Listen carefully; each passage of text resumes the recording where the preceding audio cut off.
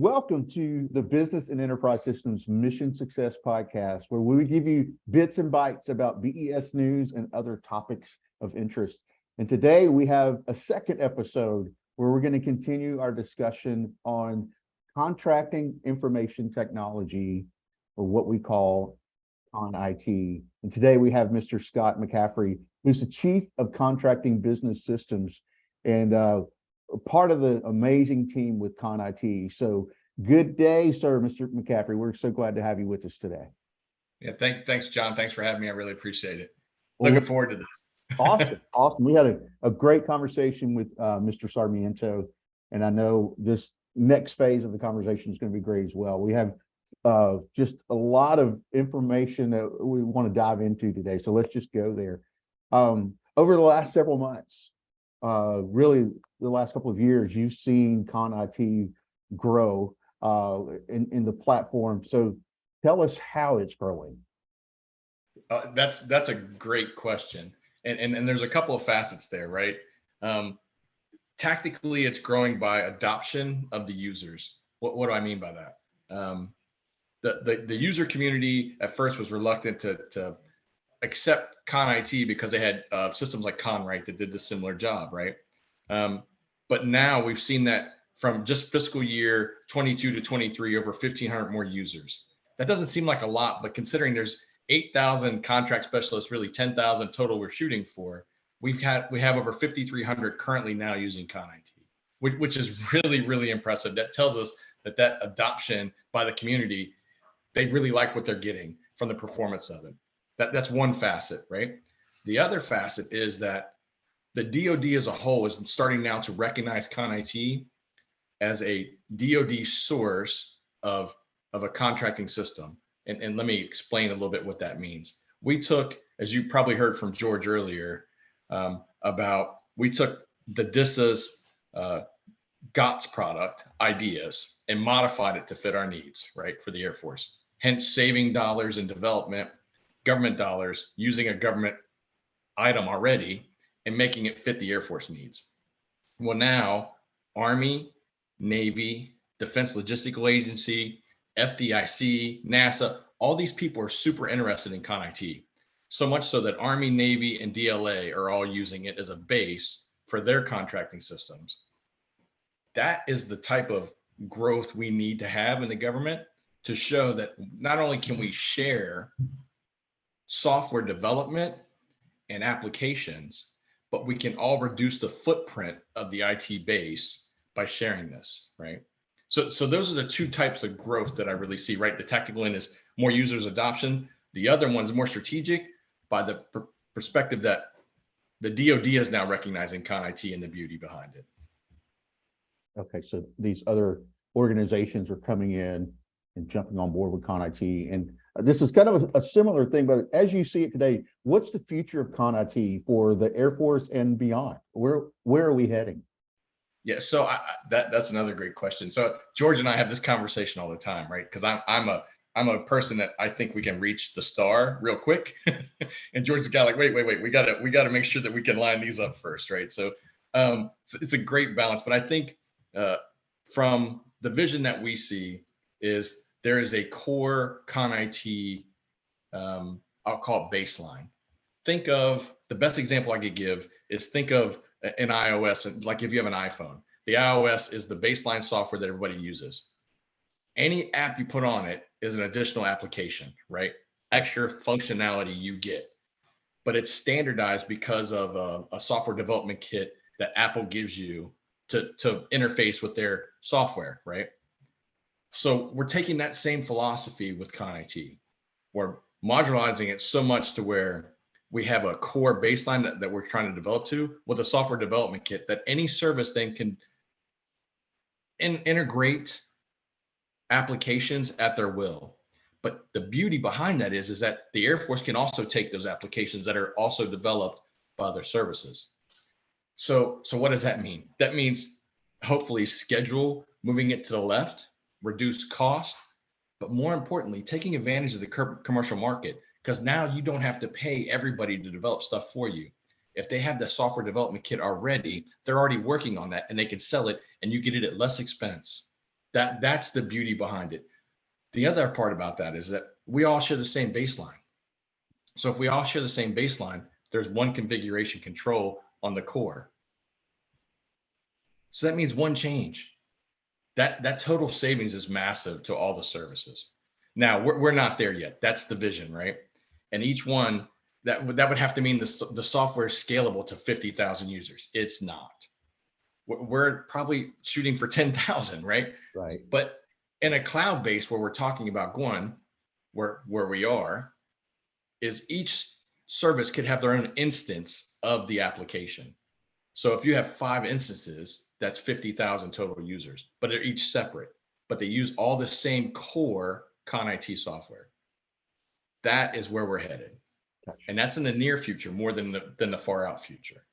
Gotcha. Now, when you talk about integrating applications, tell us about some of those applications. What would those applications look like? Yeah, that's another great question. So think about different types of procurement, right? Like weapon systems, construction type contracting. They're all different types, right? They all do the procurement process, but with it, there's special facets of each one. And that is the application piece that we're referring to. One would be a weapon system contracting application. The other one would be a construction application or a logistical application, because we all do that, but we all have our specialty areas, the things that the Air Force wants specifically in those contracts, and the Navy wants specifically in those contracts, right?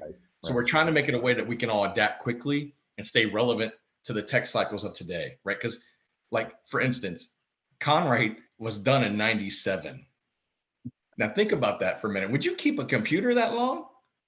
So that's where we went from the Flintstones to the Jetsons, right? That's where we're at now. Yeah. And we skipped a whole nother section there. So like this is exciting times for this and for the vision for us to make it come to life, right? Right. That's along that line, I talked to Mr. Sarmiento about developers, and he was saying your development team is spread out.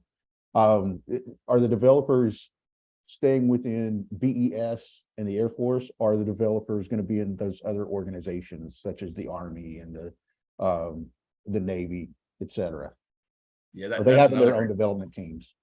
Yeah, that's a great question. So specifically for ConIT now, the developers are with our contractor, and we have some in-house guys that do some too in the Air Force. Right.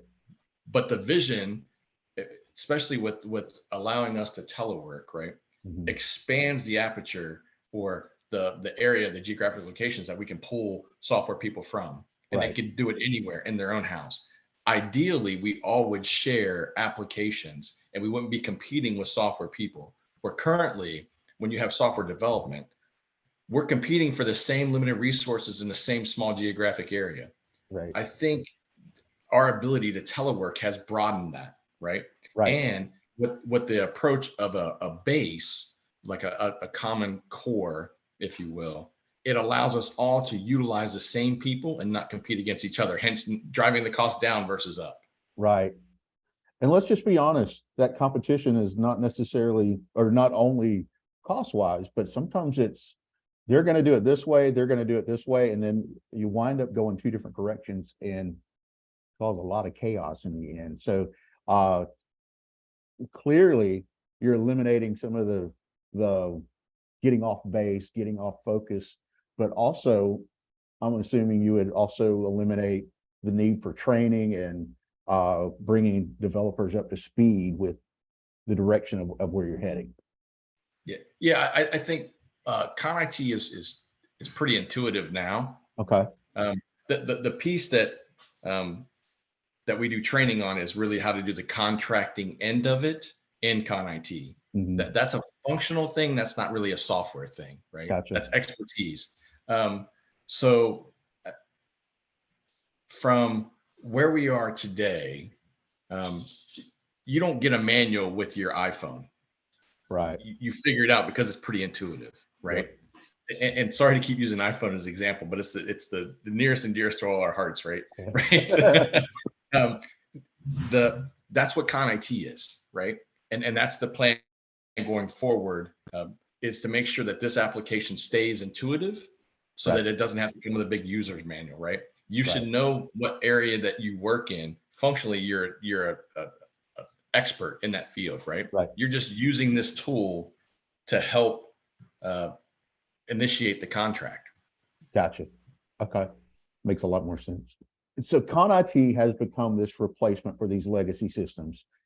Standard procurement system, contracts. You mentioned Conwright.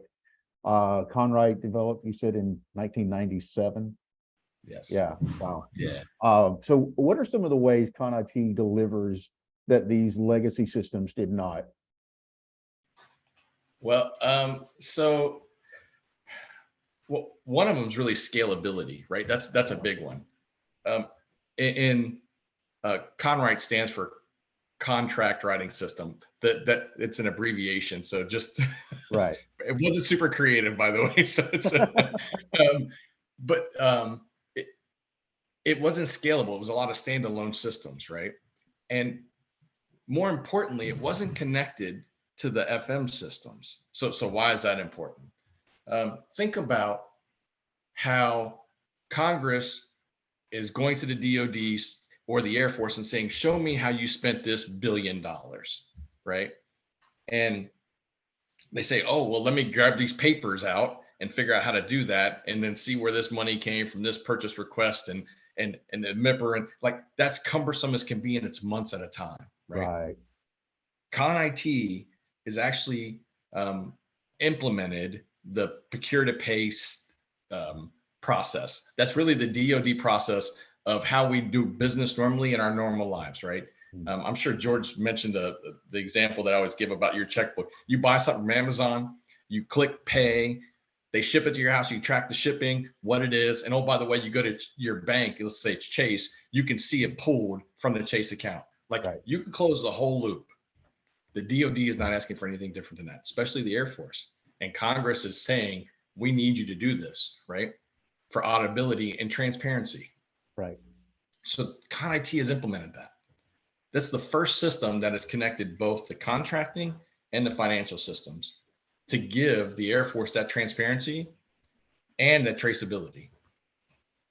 That is huge, right? Yeah. That's the biggest one for me. Like that's where the money's at, because that will help reconcile the ledger for the Air Force. The other piece is that Con IT can be used on a mobile application, your tablet or your phone. Like that's Conwright can't do that. Yeah. So, Yeah. Yeah. Yeah. right. So that like that's pretty powerful. But I think the more important piece, besides with closing the ledger, is Con IT is replacing all the legacy systems that currently do contracting in the Air Force. So in my portfolio, I have 6 programs. One of them is Con IT, right? So we won't count Con IT. So I got to close 5 programs out, right? 2 of them, one's Conwright, contracting writing system. The other one's ASIPS, which is automatic contract preparation system. That's the logistical side, Okay. right? Then there's CBIS, which is a business intelligence system, right? And then you have contract profit reporting systems, a CPRS, and easy source selection tool. Now, it's going to replace 2 of them within the next couple of years, right? The business, so the 2 of them being Conwright and ASIPS, right? Okay. Okay. Gotcha. Yep. The 2 contract writing systems. The one that people kind of forget about that's important is the business intelligence piece, right? Because of how we're built on an Appian platform, essentially, we can pull that data and display it for Air Force leadership to make decisions.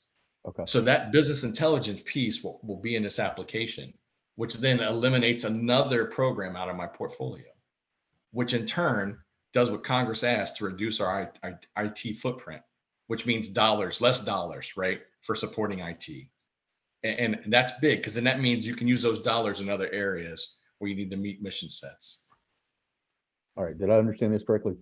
6 applications, and Con IT can absorb 5 of those. Is that right? Correct. Yeah, because Con IT is one of them. That's 100% right. Right. Wow. So what's the time frame? How long do you think Well, it's going to be before that's yeah, that's the hard question, right? That's the right? $50,000 question. When the application themselves are not the hard piece to do, right? It's the migration of the data in those contracting systems that are current that have to move over, Right. right? That's because they didn't follow like a data standard. I'm sure George told you about the procurement data standard, PDS standard. Because they didn't follow those standards, the data's in there willy-nilly. So we're trying to figure out how to use things like artificial intelligence and whatever else to migrate that data over to Con IT, right? So when people say, "Hey, when are you going to sunset this?" Well, that's a harder question than when I can put that capability into Con IT. Like next year, Con IT will have the capability for Conwrite, and then another year and a half later, have the capability for ASIPs. But what's left is there's still contracts that are active in both those legacy systems. Gotcha. I have to then migrate, not me personally, Right. my team will migrate the data over, right? And that's the hard part. That's the long pole in the tent. Yeah. And until we figure out that methodology that's quick, that's smart, because we're playing with different areas, trying to figure out how to do that fast. Yeah. That's what's going to delay the sunset of those two applications. Yeah. But amazing the direction we're heading with this. And I'm sure I talked to Mr. Sarmiento about end users, and I'm sure the end users for Conwrite and other legacy apps are thinking, let's hurry up and get over to Con IT. Are you hearing that a lot? Yeah. I'm sure he told you that last year we were Conwrite went down for months. Right. And the contracting people really had to do heroic things to make things happen. But they're burning the candle on both ends doing that, right? Right. That system's so old, I am worried about it. So that's why we're pressing the gas pedal all the way down for Con IT. Gotcha. That's awesome. How would you tell somebody if they wanted to learn more about Con IT, where to go? But if you just had some final thoughts to the average Joe out there, the person walking down the aisles in Walmart, what would you tell them they need to know about this amazing application and how it's benefiting the government? That's a great question, and that's a hard one to really answer. I hear you. So what most everyday people don't understand is the complexities within our job. Right. And that piece alone drives a whole lot of harder things to put into a system, right? You and I work every day and buy stuff from the store and have it delivered to our house, and then 2 days later, and it's seamless. What we're trying to do is exactly that for the government, right? And because that's something that's been lacking for a while, right?